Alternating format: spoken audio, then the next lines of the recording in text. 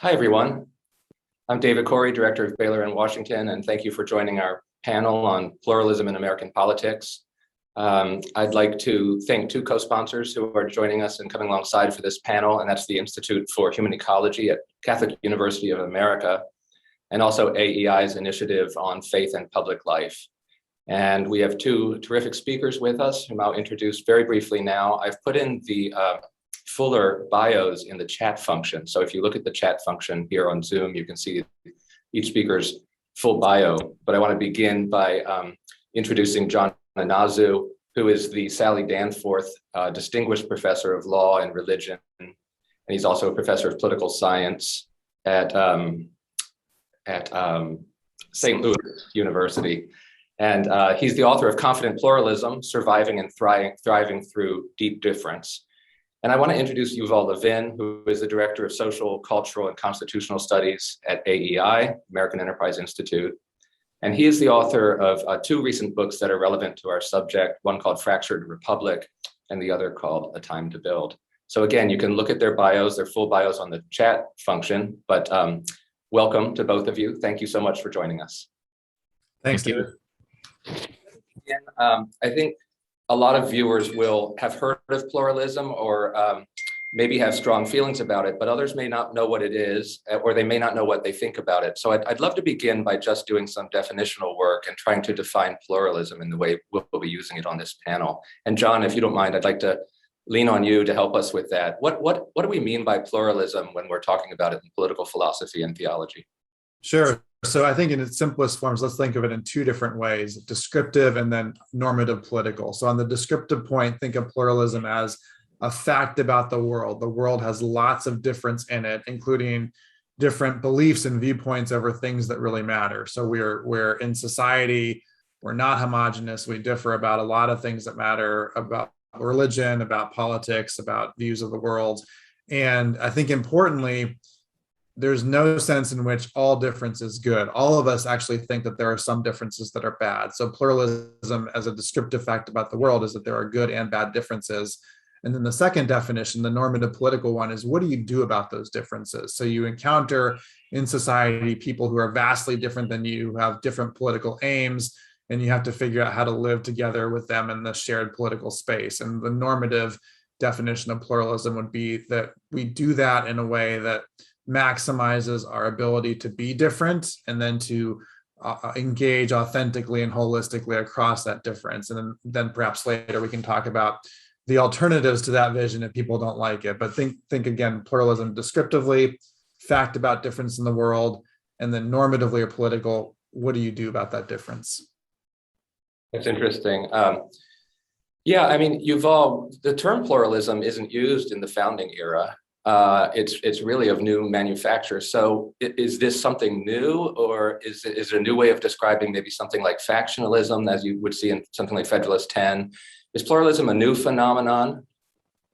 Well, I think it's not a new phenomenon in the sense of being sort of recent to our time, but it is. I think that there's something distinct about modern politics, that it sees itself as existing in significant part to contend with the fact of difference. And that you do see in the founding era. You see it particularly in the period of the Constitutional Convention and debates about the nature of American government. There's a deep awareness that one of the big problems to be dealt with is the existence of fundamental differences of view, fundamental differences of interest sometimes. And in some ways, that fits into the second sense that John describes, the sense in which we have a socio-political set of arrangements in the West and in America in particular that exist to contend with the fact of difference. I think there's a way of thinking about pluralism philosophically as rooted somehow in the claim that there is no one truth that should orient our lives. And I think that claim is, well, first of all, I think it's false. I think it's ultimately self-destructive. And it's a risk that a pluralistic society runs to behave as though it ultimately doesn't believe that there is a truth. But even when we acknowledge that there is a truth, we also have to acknowledge that there is disagreement about that truth. And a pluralistic politics, or you might say just a liberal politics, begins from the premise of that disagreement and thinks about how do we avoid that disagreement becoming a cause for war, a cause for such divisions that society can't exist. And yet at the same time, how do we enable people to live in communities that do orient themselves to a truth that they take to be decisive? How do we live with the fact that people are not relativists, and yet our society is also not monistic? It doesn't agree about everything. That question is an absolutely essential question in liberal politics. And I think it's worth seeing that our society is, in some important respects, an attempt to answer that question, a successful attempt largely, but always an uneasy attempt. And we always live in this kind of dynamic tension where we have to ask ourselves, have we given up on there being a truth on the one hand? And on the other hand, are we at risk of falling into war over our differences?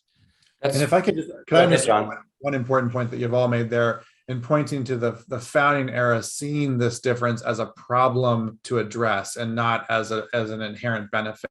And there's a reading of Federalist 10 and some of the early founders that emerges from the 1950s that starts to think of this as not necessarily a problem, but a great built-in design.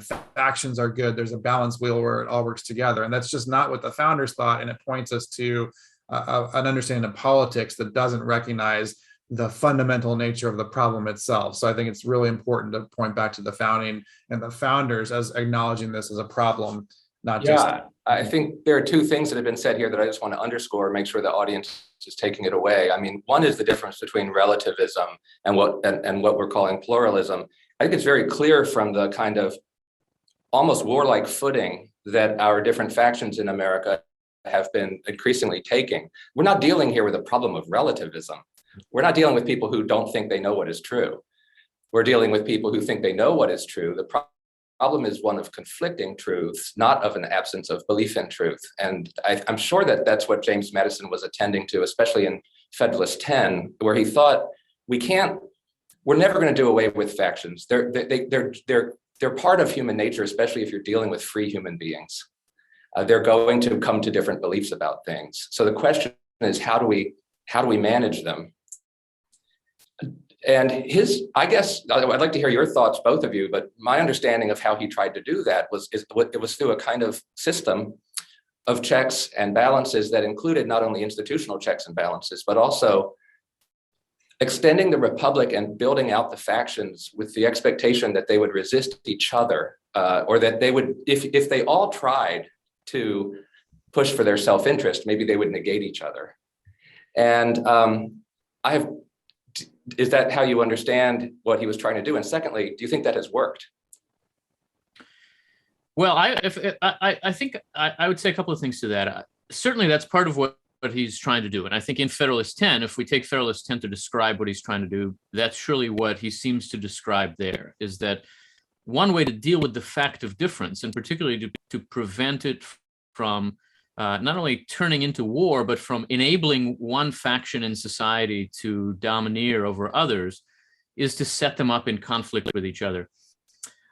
There is also, I think, at the same time, an understanding, including on Madison's part himself, and certainly others too in that generation, that there's a need to enable people to live in accordance with what they understand to be the truth about the world. James Madison not only argued for a society held in balance by competing factions, he also argued for religious liberty, for allowing individual Americans to be able to meet the obligations that they have, which they take to be the highest obligations, higher than political ones, higher than civic ones, and those are religious obligations. And, you know, in a sense, the challenge of pluralism in its positive form, the challenge of the liberal society, is to sustain a balance between truth and peace. And that balance is very hard to sustain, because it's easy to think that the truth demands that we fight to instantiate it, that we fight to make sure that it commands the world, and that can easily lead to war when we disagree about the truth. But on the other hand, we can imagine that peace requires us to give up on the truth, that we should value peace above anything else, and ultimately not insist on our commitments if they threaten to lead our society into division. I think at its best, liberalism seeks a balance between these two things, between peace and truth. And it's a very, very hard balance to sustain. It's one that always feels uneasy. We always feel that we're at risk of falling into one or the other. And we always have to be alert to which one we seem to be going into excess for, and therefore where we need to balance ourselves. That's different at different times in American life. And, I think in these moments when it feels like the liberal society is in crisis, what we're feeling is a kind of falling into one of these extremes, and therefore a need to rediscover that balance, to recover that balance. Yeah, the only thing I would add to that is on Madison, not just religious liberty, but the First Amendment as a whole is important to what he's doing with addressing this problem. So speech, press, petition, and assembly also matter here. And one of the reasons they all matter collectively is that civil liberties are ultimately for losers, by which I mean political losers. If you're in the political majority, you either write the legislation or you get an exemption for your interests in the legislation. And it's the political minority, those who lose the contestation in politics, that need and depend upon civil liberties. And that's part of the Madisonian scheme from the get-go, as well as the reminder and the caution that you might be in the majority today, but you might not be tomorrow. And so it's important to engage in the mutual bargain of protecting each other's civil liberties. Yeah, I would add one thing, and this I've really learned from John over the years. There's another important fact about the First Amendment is that a lot of it exists to sustain the freedom of communities and not just of individuals. Mm-hmm. And if we think about this challenge of keeping that balance between truth and peace, a lot of what it requires is a recognition of the layering of our society, that we're not just a bunch of individuals who need to somehow find this balance, but that the balance can be sustained by allowing communities to organize themselves around a commitment to the truth, and at the same time allowing society as a whole not to let any of those communities become totalitarian and dominate the rest. We do these things at the same time so that we don't give up on the sense that people need to be formed in accordance with a profound commitment to the deepest truth. And that happens in our communities, in our families, in our religious communities. And yet we also live in a society that doesn't agree about everything when it comes to these deepest truths. And what that requires is a set of freedoms that enables communities to flourish. So I think not only the freedom of association, which in an obvious sense works this way, and so the freedom of assembly, for example, and the freedom of religion, but even the freedom of speech, even the freedom of the press are ways of allowing people to be formed in ways that can enable them to ultimately become free citizens without allowing them to lord over others. And again, it's that extremely difficult balance to sustain that I think is the impressive thing about what the Constitution achieves. Yeah, that phrase lording it over others is one that's come to my mind several times. And it's something that we see people trying to do right now. Before we leave history and Madison, I have sometimes wondered whether this institutional way of addressing the problem of factions depends, in fact, on not a kind of virtue of standing down, but actually it depends on a vigorous pursuit of your self-interest, because if you don't vigorously pursue your self-interest, you'll be countered by another faction. The whole system depends, it seems to be that it depends on what we might consider vice, which is pushing your private interest, even at the expense of the common. And to the extent that that's been our sort of civic education over the centuries, that seems to have left us somewhat ill-prepared to adopt political virtues that now seem to be really in short supply. Another way to say this is that the kind of belief that the institutions will take care of all of it and we don't have to worry about the virtue maybe has had a corrosive effect over time. Well, and complicated, I think, by the growth of certain kinds of institutions. So it's one thing just to have an institution out of self-interest try to establish its own way of life and well-being, subject to some pretty important constraints in American history. It's another to say the institution's interest is to make as much money as possible or to gain as much market share as possible. And then left unchecked, those institutions might develop in quite different ways in terms of their effect on the larger polity. Yeah, I would add one more thing there, which I think it's very important, just the way you put that, David, that there is a way of reading Madison that's kind of Machiavellian, that says what he's saying is everybody's going to do the wrong thing, and we have a system of institutions that will then combine all of that into the right thing. And if you just read Federalist 10, I think that's a defensible way of understanding Madison.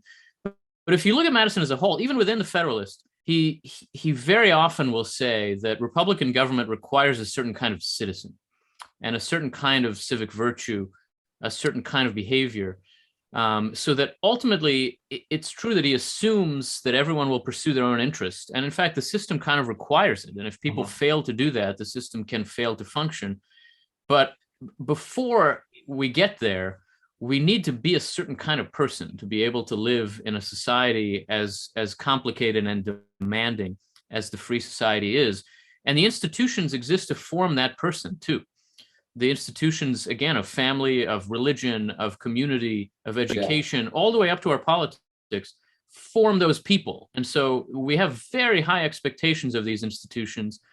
And that leads us also to relatively high expectations of the citizen in this kind of society, even if we think that everybody will ultimately scramble to advance their own understanding of the good and their own interest.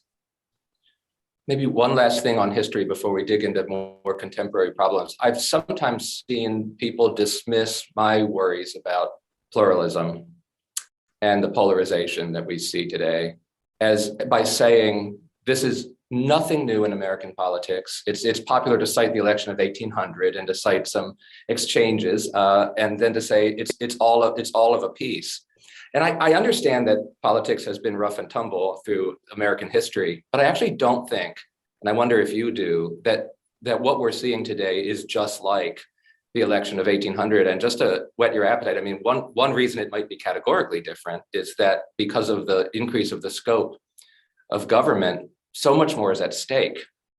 It almost seems like our electoral politics involve competitions no one can really afford to lose. And that heightens the tendency towards war that you were referring to, Yuval, a kind of an outlook that our politics is war. That's not a question, but I wondered if you also think that modern pluralism is in some ways more problematic than the old factions.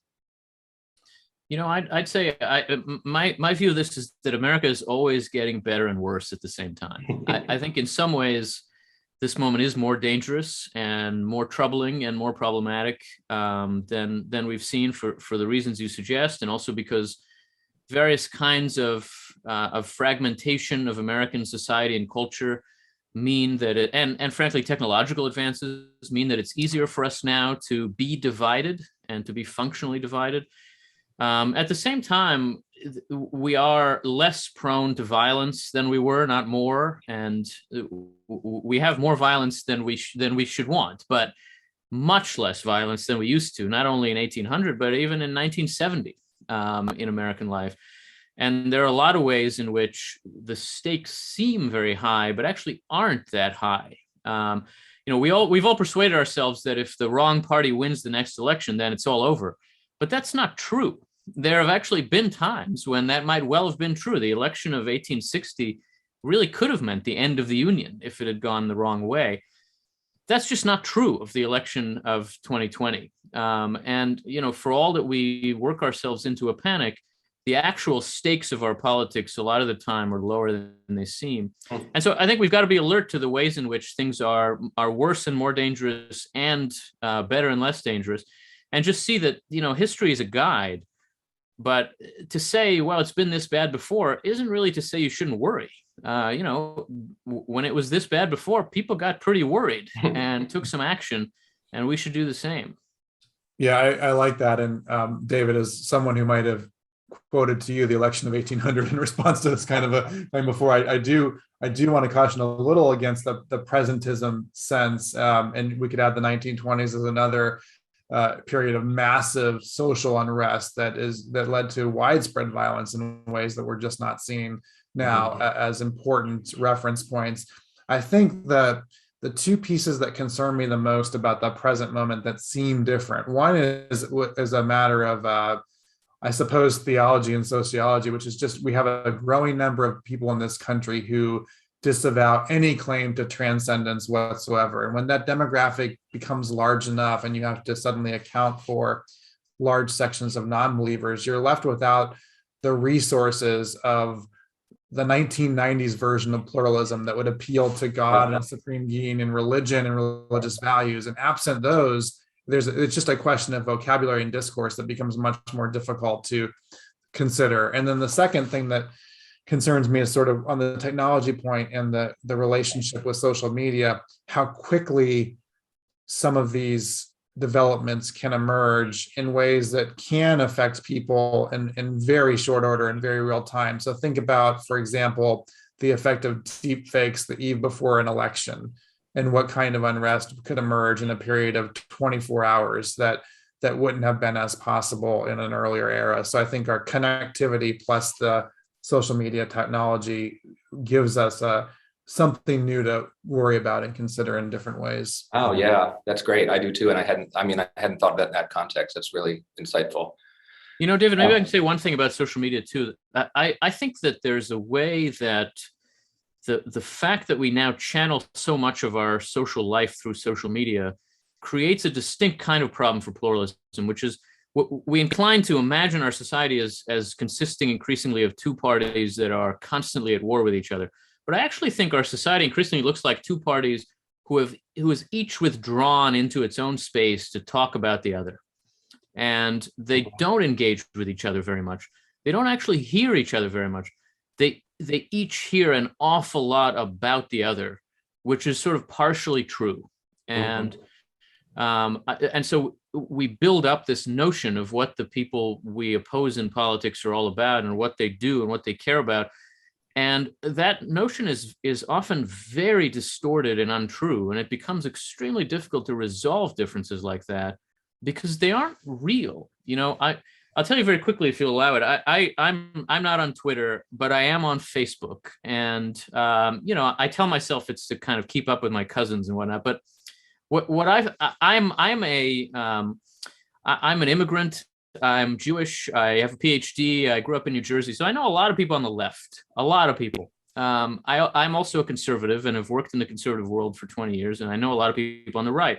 And what you find on Facebook when these are your friends is that they consist of two completely distinct and separate groups. Mm-hmm. Each of them has a lot to say about the other. And most of what each would say about the other would be totally unfamiliar to the other. Each is always worked up about something that the other has barely even heard about. And that just has to be an extremely unhealthy way to live out pluralism. Engaging with each other, constantly confronting each other is what it means for factions to oppose each other. I think what we're looking at now is different and is distinctly dangerous in a way that we really have to think through. And I think another challenge there is how much power social media unreality can have on lived reality. So I go onto my Twitter feed and I think everybody thinks this, when in fact it's really just a couple dozen people that I happen to follow. And maybe everybody actually hasn't even been thinking about the issue at all. Or we see in the protest context where, you know, 24 people on social media can get an entire institution to change their views on something, because from the institutional leadership's perspective, it feels like everybody is inundating them with protest and challenge, when in fact it's just a few people engaging in strategic collective action with an outsized influence. And I think unless offline institutional leaders can get better at resisting that noise, it's going to be increasingly the case that unreal social media affects real life outside of social media. Wow, that's all been really helpful on this history question of how we might be different today and some of the things to worry about. I've learned a lot from listening to you both. Let me turn in a slightly more philosophical direction and play around with the two poles that Yuval gave us between truth and peace, and explore exactly what pluralism comes down to. I mean, one way of seeing it, and I meet a lot of people on the left and the right who think in these terms, and they might be right, is that pluralism is another way of politely describing error. There are things that are true, and some people unfortunately don't know these things, and they're wrong. And then the problem is what to do with wrong people. That's not my view of pluralism, and I don't know if it's yours. My own view, and I'd like to know yours, is that there is there are real reasons that aren't just error why humans might come to different positions on weighty issues. That, in other words, I'm inclined to legitimate pluralism in the sense of, in its philosophical sense, of people not likely to use their human capacities and their life experiences to reach unity on everything, and that different people with different life experiences, also different stations, let's say the difference between a mother and a father, the difference between a worker at one level of society and a worker at another, they might just simply see the world quite differently. So is pluralism reducible to error, or is pluralism more philosophically legitimate than that? Well, one thought that comes to mind, at least to make the point that it can't all be error, is that because of, I would say because of the fallen nature of humanity, there are just going to be facts of the world that are irreducibly understood and seen differently by different people. And teaching law really helps tease this out. So when you get, there are easy cases when it comes to something like self-defense or sexual assault or a tort liability. And there are really hard cases where you have different actors experiencing the exact same moment in the world, but who perceive that subjectively quite differently. So then was it self-defense or was it homicide? Well, it does depend on your perspective. And that's where the law comes in with not some kind of objectivity, but some attempt to resolve tough challenges. But I think what that demonstrates is there's no pure case where it's all just error in a world where you have tragedy. I think it's a very helpful framework. And I would say something very similar. I think in a sense, pluralism is a way of dealing with the fact that nobody is perfect. At least in this world, nobody's perfect. And that means that all of our views are partially in error. We all have a partial view. That's the reason for parties in politics. That's the reason for pluralism in social life. And that the fact that it's partial doesn't mean exactly that it's an error. It means that it's incomplete. And ultimately, all of our views of the truth are incomplete.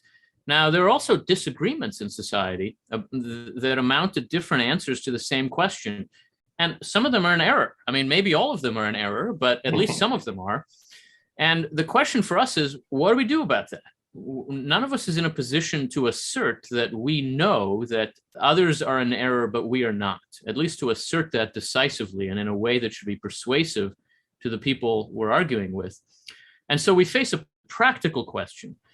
The question of truth is not always a practical question. And in our lives and in the ways in which we raise our children and build our communities, the question of truth is a decisive question, and we have to be committed to some answer to that question, or else we're completely lost. But I think that there is a way to distinguish that from the kind of practical judgment questions that confront politics. And one way to see that is to think about that distinction between truth and war just a little bit differently, between truth and peace, rather.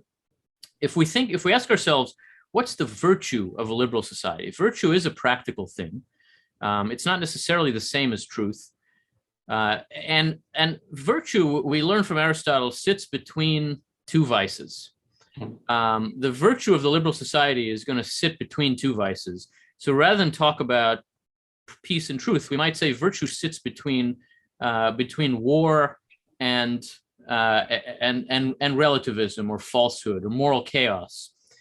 Where can we find a place between the danger of war, which comes from excess certainty, from knowing we're right and that we should therefore insist on that and as we say, lord it over others, or on the one hand say nobody's right, nobody knows anything, and there is no truth.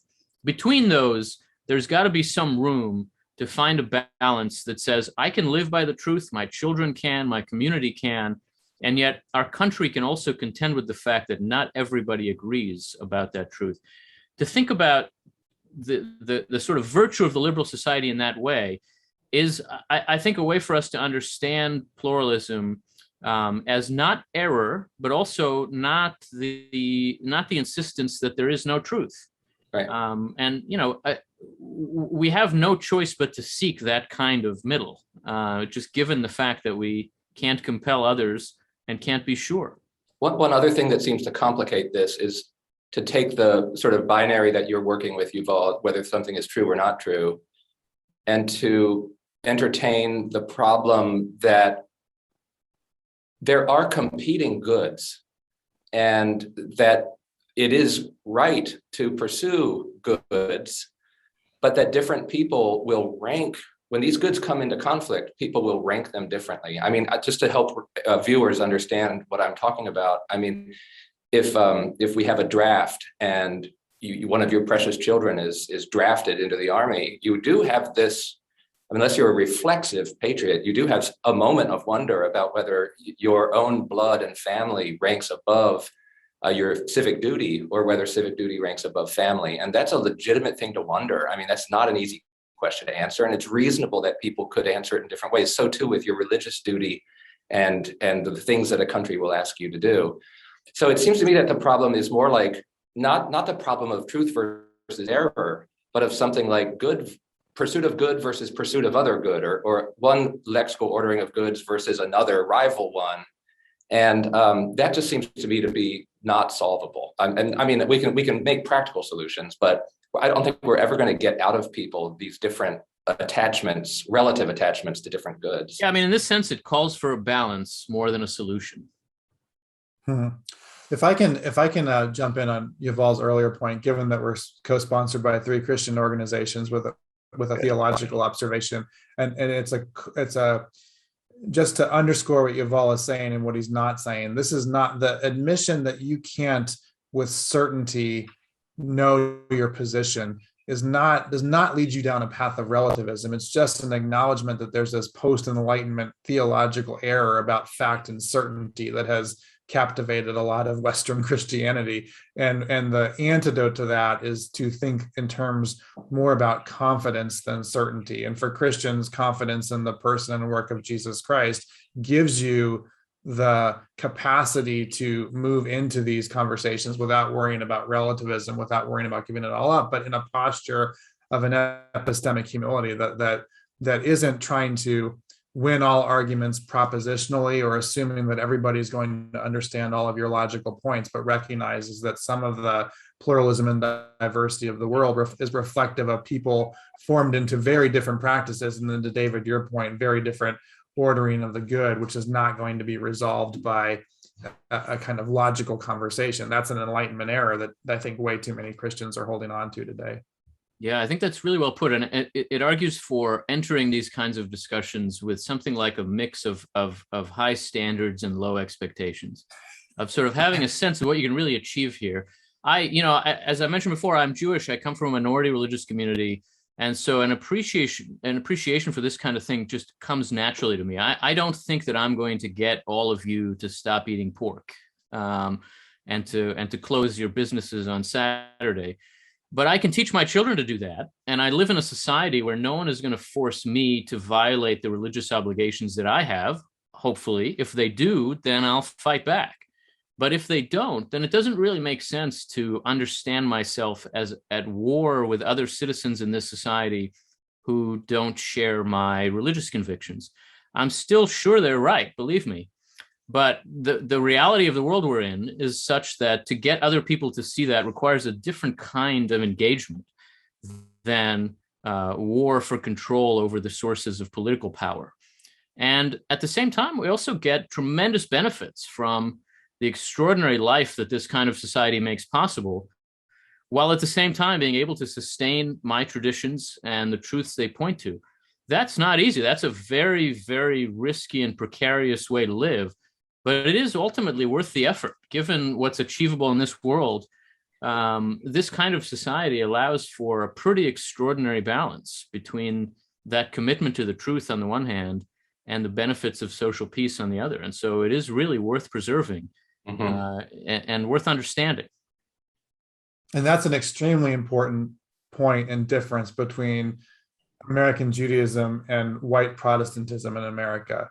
Which for many people and many institutions has assumed a posture of either control or a right to control. And if and when American Protestants can shift to a posture of just assuming we're not in control and that's okay, I think it's actually incredibly freeing and imaginative and creative possibilities that emerge from that posture, but only when you get there, when you stop assuming that you are either entitled to or are in control. Let's use that matter of control to turn to a somewhat more practical political question. So we've distinguished between one kind of pluralism, which is the sociological fact that we're describing, that people have different views of things and sometimes very serious matters and very serious differences. John, at the beginning, you distinguished between that and a kind of a political program that would argue, I think, in favor of minimal restrictions on people's beliefs and practices, that there's really no reason to resist anything if it doesn't directly harm another person. So that's a kind of liberal platform that we think, I think, stems from somebody like John Stuart Mill's harm principle. It's an extremely thin way of going about political life. It's not certain that would be sustainable. But the question then becomes, how do we practically, as a society, place some limits on the political program of pluralism, so that it doesn't really constantly undermine our whatever's left of our traditions and our unity, to the point that they can't even they come under attack. So I'm asking, how do we practically sort out what is acceptable pluralism and isn't acceptable pluralism? And John, I wonder if you might want to start us off, if questions of expertise are relevant here, and who has the authority. I think in the background here are questions of legitimacy that we can't fully, obviously, settle right now. But I'd like to hear you reflect a little bit on this. I think it is a very difficult but very real question of how we control pluralism as a political program. Right. Well, I mean, so we can start with the acknowledgement that nobody is for pluralism, full stop.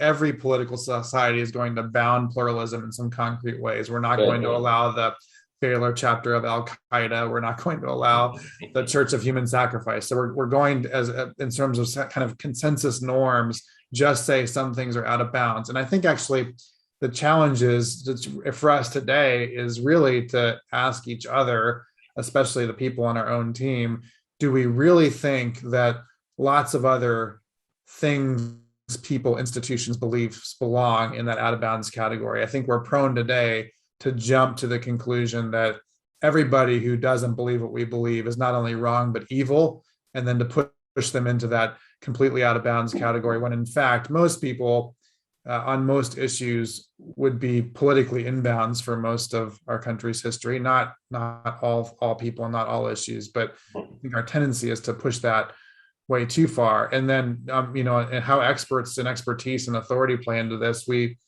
no longer have consensus experts and trusted authorities that can appeal to significant demographics of the population across different political ideologies. And I think this is an interesting phenomenon in the contemporary moment that we are seeing maybe for the first time, and the loss of those figures. They came with good and bad, and there were real challenges to who conveyed and held that authority in past eras, but those people were there and they did important work in reaching broad audiences, and we're just much more fractured now in terms of who that authority is and who is trusted in those positions. I think in a really interesting way, those 2 points that John made are deeply connected with each other. That is, the loss of confidence in expertise, the loss of the ability to take expertise seriously, is very deeply connected to the sense that every social and political question is an absolute question. Mm-hmm. That everything has to be fought as a kind of war because the stakes are extremely high. And when we think that way, I put it this way, there are absolute questions. There are questions over which we cannot compromise. And sometimes those questions are so vital and important that they in fact lead to civil war. That has happened in our country. And that question, the question of whether all human beings are in fact equal or some should treat others as slaves, was a fundamental question. It was not going to be possible to just say, well, we can agree to disagree. And we came to that recognition. We should want there to be few such questions, but we should be certain that there are not zero such questions, that we're not simply open to anything on anything. There are boundaries and there must be boundaries.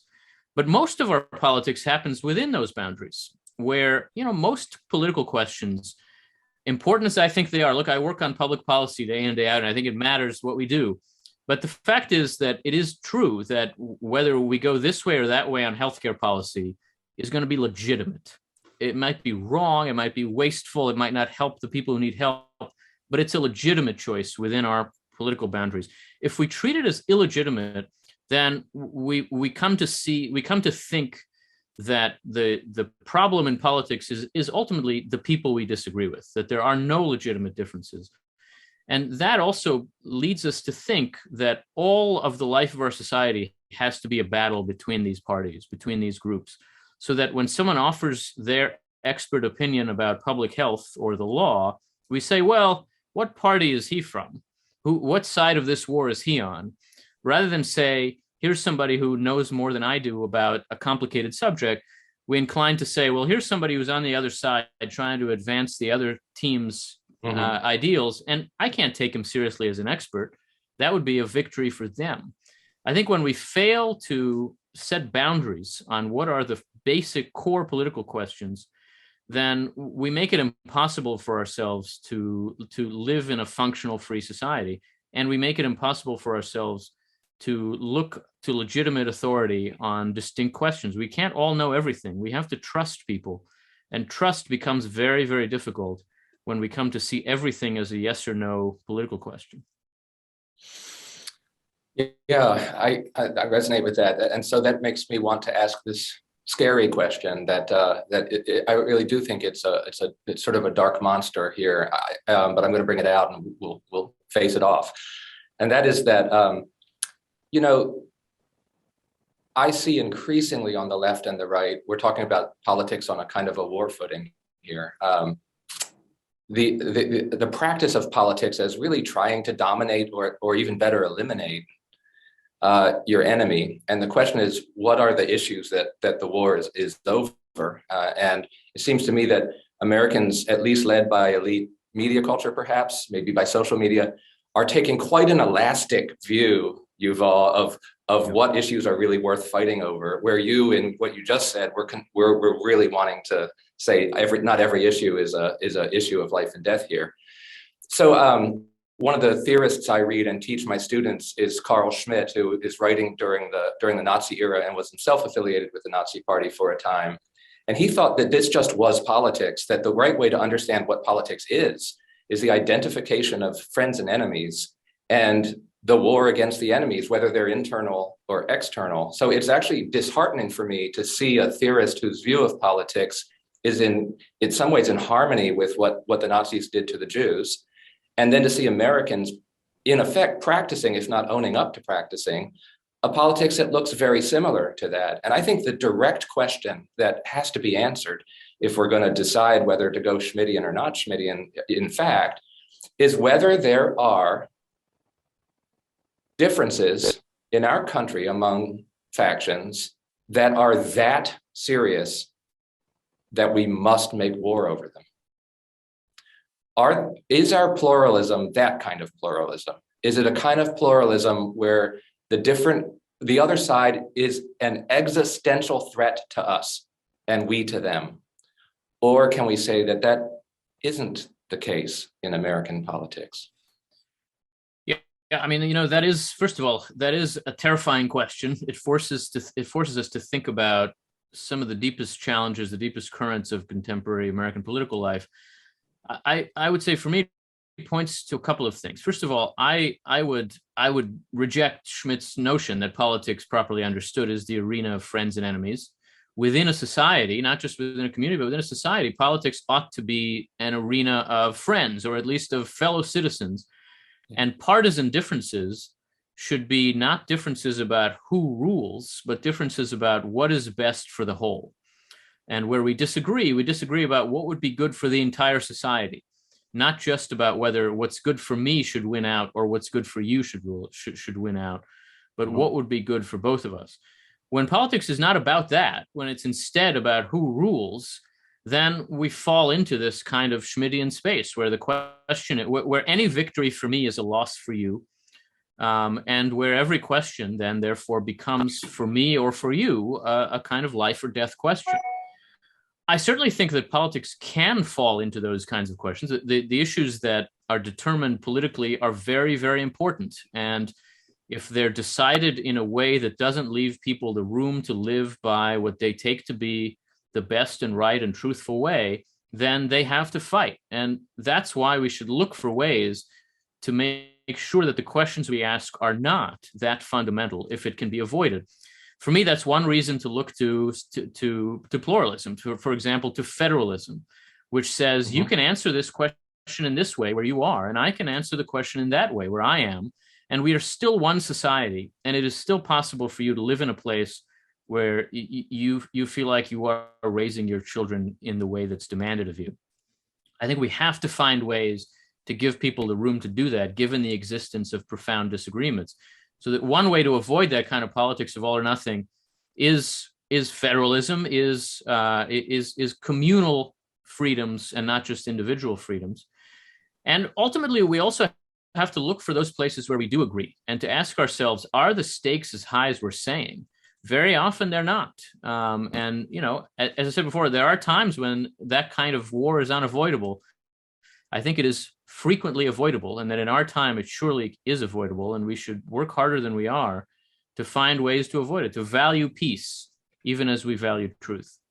So two factors to add to the complications there that Yuval was just describing. One, I think there, as a fact of the world, there are going to be people left and right who don't share this goal or vision, who just want it to be a war. And those people are going to be platformed with money and influence and media. So part of the challenge is recognizing that they're there and addressing them. But I think maybe an even stronger challenge is with a decrease of religion across the board, and when politics becomes the stand-in for religion for a lot of people, and it becomes the absolute, then suddenly the stakes do feel the highest. When you don't have anything, and this is happening both left and right, when there's nothing beyond your political aims that define you as a person or give you hope for the future, then the stakes are inherently much higher.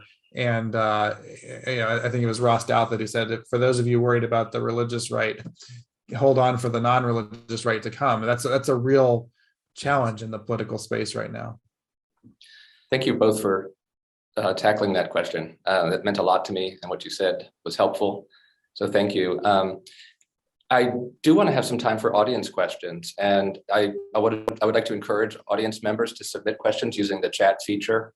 We've got a few here already that have come through the chat, and I'm just going to put one out there for us. I think this one may be from a student who says, I feel like there's a large population of students who have a competitive team mentality when it comes to politics. These are people who make fun of physical appearances of politicians, make political jokes trending on the internet without knowing context, or don't hold politicians they support accountable for things they accuse others of. What are your thoughts about the younger generation who approach politics at the surface level in pursuit of trend and avoiding of truth? I think this is just a question about advice to students who are bumping along at the surface level and not finding a way to really dig down. You know, I think there's always a temptation with a great question like that to fall into kids today kind of modes of argument, but it's not really true. I mean, I think that's always the case, that a lot of people in every moment approach politics in a fairly shallow way.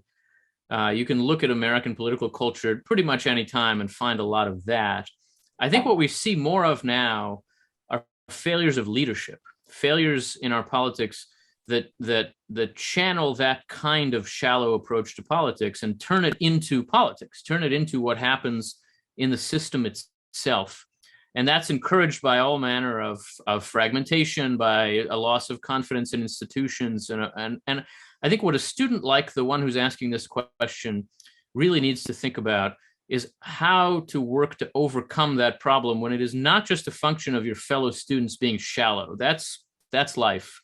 But when it's a function of all the incentives in our political system pushing for that kind of shallowness at every level. And that really requires us to understand what our politics is for and about at its best, and to work to make it that in practical terms. That requires us to see that the questions that politics takes up matter a lot, that the people you disagree with think they're right, and for serious reasons. They may not be right. The people I disagree with are not right, if you ask me, but they believe they are. They're not getting out of bed to destroy this country. They're getting out of bed to do good, believe me. And I think it's very important for us to see that, and therefore take politics seriously in that way, to work to think about how do we persuade people, how do we advance the ideals and the goods that we're in this for.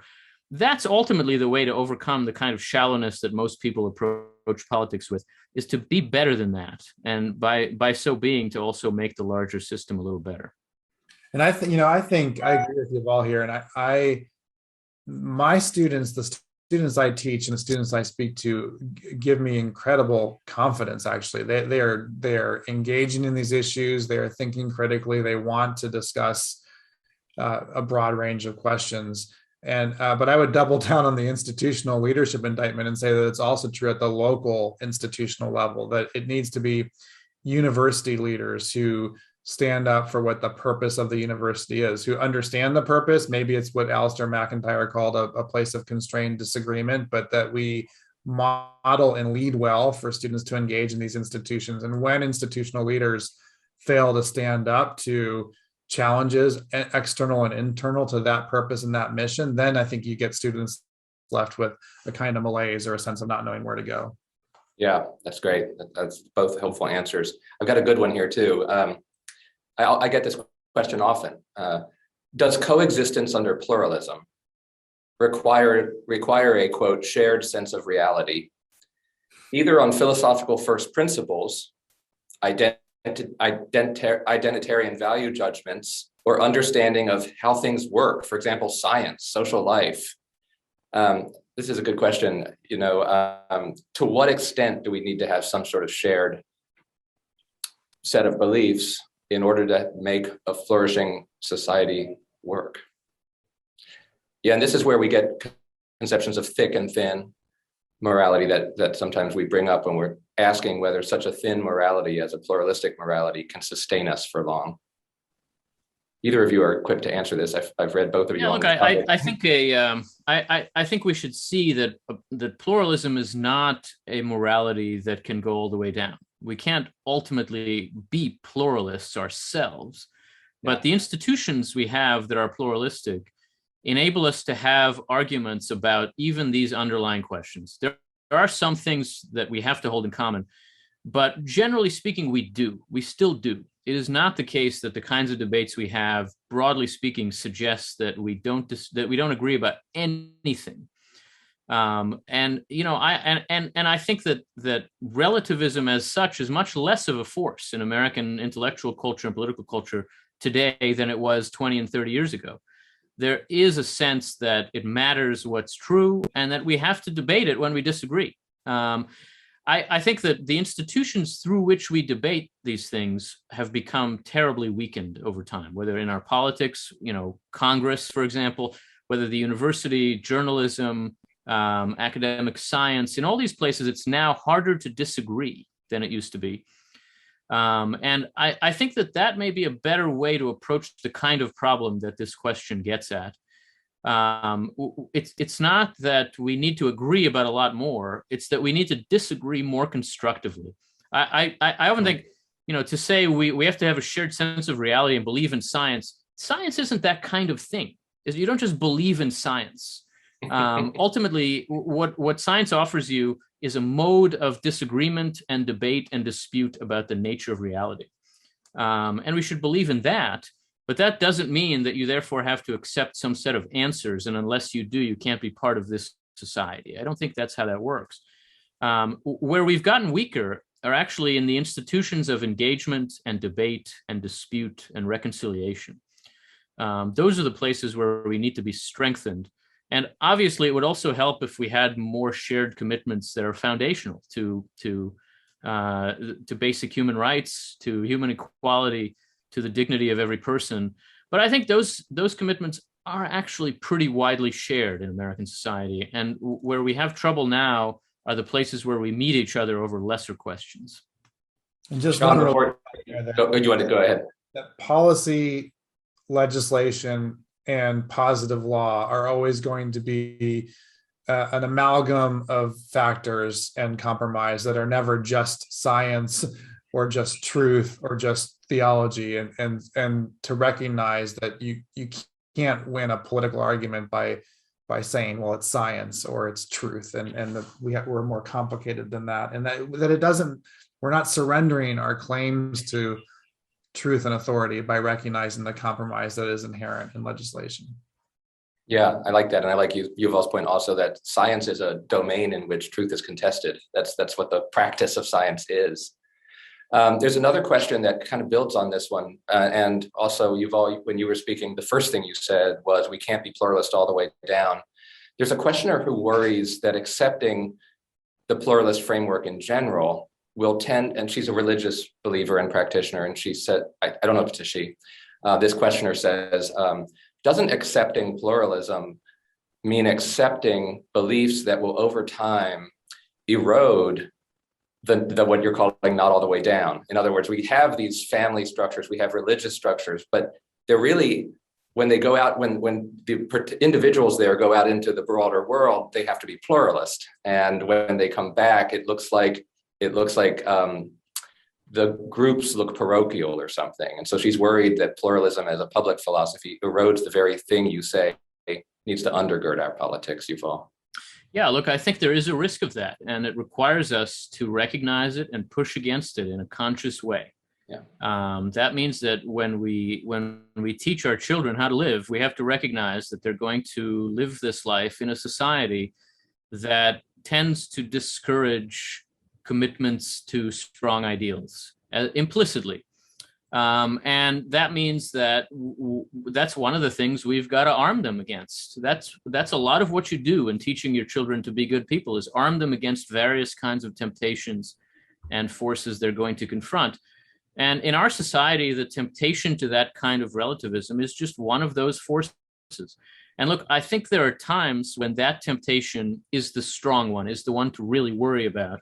And there are times when the opposite temptation, the temptation to a kind of totalitarianism, to bullying, is the one to worry about. I actually think we live in a moment now when that latter one is the one to worry about. The temptation to bullying, to pushing people around, is more of a danger. There are certainly times when relativism is the harm we face. You can look now, for example, at Alan Bloom's wonderful book about the university, The Closing of the American Mind, written in 1987. That's a book written in a moment when relativism was the danger, and it's a book against relativism. In a lot of ways, it seems unfamiliar now. It's written for a different kind of problem. We don't really face the challenge of relativism on campus at this point as such. I almost wish we did. People would leave us alone. That would be nice. But rather, we face the problem of a kind of muscular moralism that wants to silence all opposition.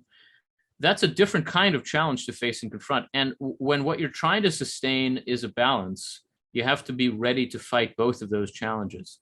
And so I think the questioner is right, but that just means that's yet another problem to deal with. It's worth it. It's worth it because what it allows us to do is sustain this extraordinary society. John, I've got a cluster of questions I'd like to throw towards you, especially because of your background in law. These are questions about antagonism.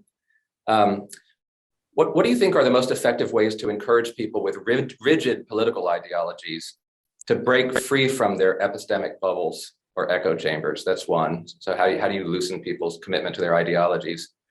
Two, what are the most effective methods to persuade someone with a different ideology that it is okay to disagree? And then finally, what are some hopeful examples that come to mind of moments in our history where the temperature of national rhetoric actually turned down and the stakes were actually lowered? Who were the people at the center of that decision, or who was changing the hearts and minds then?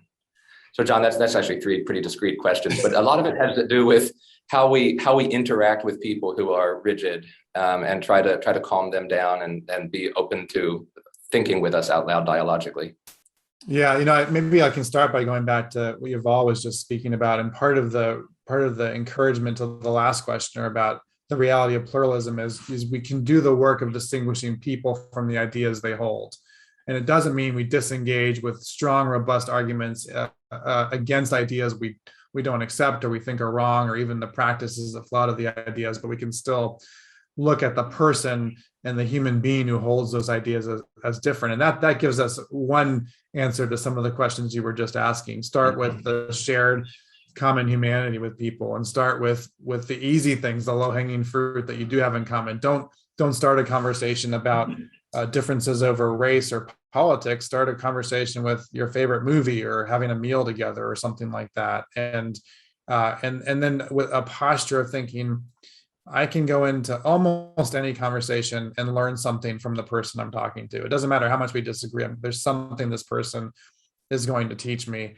The other sort of practical thought that comes to mind is when you're trying to persuade someone else in a very different worldview or position, don't do the hard work of interpreting or translating into their world. So is there anything about that position that you can actually affirm? Can you validate any of the concerns or fears they're raising? Do the improv thing, which is the yes and affirm something first before bringing the critique. And then when you bring the critique, do it on the most plausible and charitable terms that will be understood by that person. So if you're talking with your conservative uncle at the dinner table, don't pull out the New York Times article that's already going to be fraught with questions about authority. Find an article that might not be as well written as you think, but is going to be in terms of somebody that's going to be more recognizable with your uncle. And so I think trying to do the contextual translation work can go a long way. Just waiting to see if Yuval was going to say anything.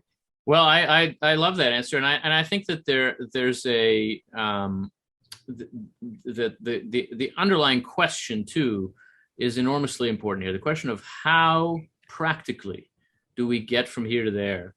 How practically do we find ways to turn down the temperature, to highlight some agreement before we fight, before we disagree, is enormously important. I do think there are examples in our history where we have backed down from the abyss, and some of them, relatively recent, maybe not recent enough for a college student audience, but if you had looked at America in 1970 with more than 500 domestic bombings, politically motivated acts of violence in the United States in that 1 year, with an incredible loss of confidence and a collapse of culture, and asked yourself, is this country going to make it? And then looked in on America, say 1990, 20 years later. America in 1990 is not a golden age. It's not some perfect, but from 1970 to 1990, there was some kind of restoration. There was some kind of revival of our ability to live together, to find a functional politics, to deal with practical problems. The temperature was absolutely turned down. And we can ask ourselves how that happened, why that happened. I think it had to do with leadership. It had to do with changing circumstances. It had to do with cultural developments. But just see that not all change is for the worse. Things really do get better as well as worse in American life all the time. And therefore see that you can be part of making them better by just thinking through, as a practical matter, what can I do here in the situation that I'm in to turn down the temperature, to allow ourselves to see that we have some things in common. And ultimately, that's what the answer looks like. The only thing I would add is when John was earlier speaking about people's motivations for doing things, I would just add that people aren't motivated to be wicked. They're motivated by goods, and the goods may be they may be inordinate. They're investing too much for some goods in the expense of others, but they are pursuing good. When John is talking about these conversations we might have where we're trying to be charitable and understand something or learn something from the other person, one thing I think we can always learn from the other person is what are the goods that are motivating you, and to not allow yourself to take cheap answers like, well, that person's actually motivated by xenophobia, which is obviously not a good, but to genuinely dig down to what the good is that's motivating. And I think that can be very helpful as well. I want to thank you both. This has been a really really vigorous conversation about some pretty difficult issues relating to pluralism and the future of our country. I want to thank the audience who's still with us for staying on and listening. John from Washington University and St. Louis School of Law, wanted to correct that since I had it wrong at the very beginning, and Yuval from the American Enterprise Institute. Thank you both so much for your time. Thank you very much. Thanks, David. Great to be with you both.